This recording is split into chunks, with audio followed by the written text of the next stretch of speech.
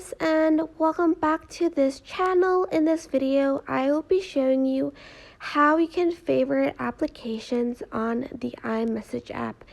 So what favorites are, it's like the tab here down on iMessages, and basically I have all of my favorited apps here, but I can add more.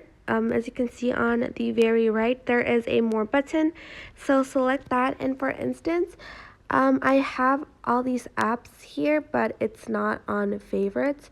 So for instance, I want to add YouTube to my favorites. Oops, sorry.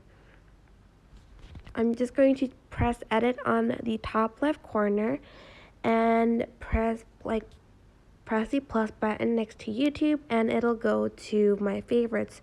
You can also turn off some of the applications. For instance, you don't want Twitch stickers to show up, you can just turn that off and just press done, and it won't be there. So press done, and as you can see, YouTube is in the favorites and the rest of the app is here.